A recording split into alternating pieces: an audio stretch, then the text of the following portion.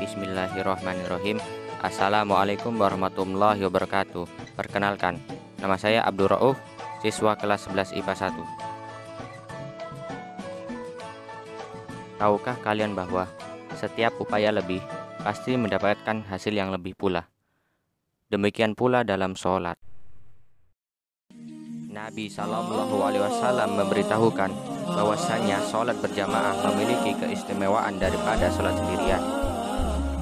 Rasul SAW bersabda bahwasanya sholat berjamaah lebih utama daripada sholat sendirian sebanyak 27 derajat. Hadis riwayat Bukhari dan Muslim. Lalu, sholat berjamaah seperti apakah yang mendapatkan keistimewaan yang luar biasa seperti itu?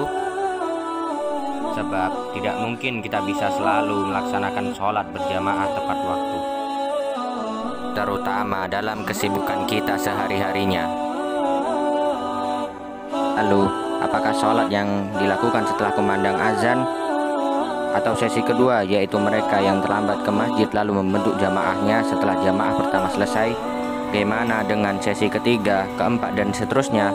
Lalu, bagaimana pula bila jamaah di rumah? Ulama menilai memang tidak ada keterangan apakah pahala 27 derajat itu adalah mereka yang sholat pada sesi pertama, kedua, ataupun ketiga, dan seterusnya. Demikian pula tidak ditemukan hadis lain yang membatasi cakupannya. Tapi para ulama menegaskan sholat berjamaah itu lebih istimewa daripada sholat sendiri. Maka gelombang jamaah berapapun dalam sholat di masjid pahalanya sama, bahkan berjamaah di rumah pun bisa mendapatkan pahala seperti itu pula. Sebab itu pula muncul persoalan lain. Jika memang tidak ada perbedaan pahalanya, lalu apa bedanya sholat berjamaah sesi pertama, kedua, ketiga, ataupun lainnya? Namun perlu dipahami bahwasannya setiap upaya lebih pasti mendapatkan hasil yang lebih pula. Seperti yang dijelaskan dalam kitab Al-Asbab wa Nadhair karangan Imam Jalaluddin As-Suyuti yang berbunyi, maka na aksaru fi'lan kana aksaru fadlan, yang artinya sesuatu yang lebih banyak pekerjaannya maka lebih banyak pula keutamaannya. Karena jika tidak terdapat perbedaannya, maka orang-orang tersebut akan mengambil sesi berikutnya setelah sesi pertama karena lebih leluasa untuk melakukan sholat. Lalu, apa kelebihannya berjamaah di sesi yang pertama? Orang yang melakukan sholat berjamaah di masjid sesi pertama, ia bisa mendapatkan peluang pahala lainnya. Misal, ketika ia bersuci, kemudian berjalan ke masjid, maka setiap langkahnya mendapatkan pahala, sekaligus menghapuskan satu dosanya. Selain itu, terdapat pahala lainnya, yaitu ketika ia menghabiskan waktu yang ia habiskan untuk menunggu sholat di masjid, dihitung pula sebagai pahala, dan juga ia mendapatkan keutamaan shaf yang pertama. Lalu, bagaimana mereka yang terlambat ke masjid dan masuk sesi kedua dan seterusnya?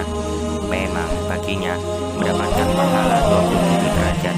Akan tetapi tidak mungkin baginya untuk mendapatkan kelebihan dan keutamaan lain yang bisa didapatkan oleh orang yang berjamaah pada sesi yang pertama. Dapat disimpulkan bahwasannya semakin terlambat seseorang dari jamaah yang pertama, maka akan berkurang pula keutamaan sholat berjamaahnya. Maka dari itu pula ketika kita sudah mendengar lantunan azan, sebaiknya kita segera menghentikan pekerjaan kita dan segera untuk sholat. Karena sholat berjamaah yang dilakukan di masjid setelah kumandang azan itu keutamaannya lebih banyak daripada sholat berjamaah yang dilakukan setelahnya. Lalu, bagaimana kita harus menyikapi terutama dalam hal ibadah berjamaah di masjid dalam situasi pandemi seperti saat ini? Setelah masa PSBB, MUI menyatakan dalam hal ibadah terdapat dua situasi.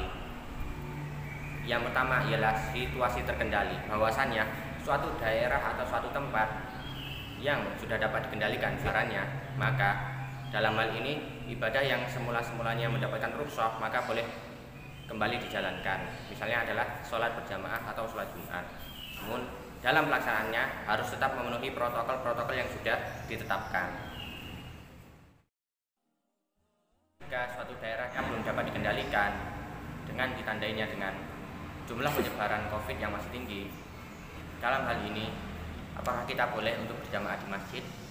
MUI menyatakan jangan terlebih dahulu untuk berjamaah di masjid, karena dalam hal ini ibadah-ibadah yang awalnya itu harus di masjid itu, nah dalam hal ini mendapatkan rukhsah dari syariah yang berbunyi al-masyaqqatu tajlibu taysyiran, bahwasannya setiap kesulitan itu mendatangkan kemudahan, dan bagi kita itu harus untuk menghilangkan suatu bahaya tersebut, karena bagi kita wajib hukumnya untuk menghilangkan bahaya tersebut. Nah, oleh karena itu tidak perlu untuk memaksakan diri untuk berjamaah di dalam masjid, bisa diganti dengan berjamaah di rumah.